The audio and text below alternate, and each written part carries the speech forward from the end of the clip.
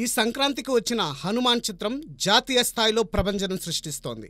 ఈ సినిమాతో దర్శకుడు ప్రశాంత్ వర్మకి, కథానాయకుడు తేజ సజ్జాకి గుర్తుండిపోయే విజయం దక్కింది.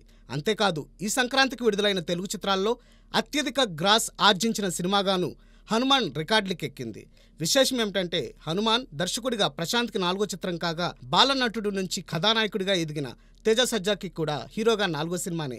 జాంబిరెడ్డి, ఇష్క్, అద్భుతం తరువాత తేజ హీరోగా నటించిన చిత్రం హనుమాన్. తెలుగునాట 4వ చిత్రంతో మంచి విజయాలు అందుకున్న హీరోలు కాలక్రమంలో స్టార్స్గా ఎదిగిన వైనాలున్నాయి. తొలి ప్రేమ సినిమా పవర్ స్టార్ పవన్ కళ్యాణ్కి హీరోగా 4వ చిత్రం కాగా, మురారి చిత్రం సూపర్ స్టార్ మహేష్ బాబుకి కథానాయకుడిగా 4వ సినిమా. అలాగే ఆది సినిమా యంగ్ టైగర్ ఎన్టీఆర్కి హీరోగా 4th వెంచర్.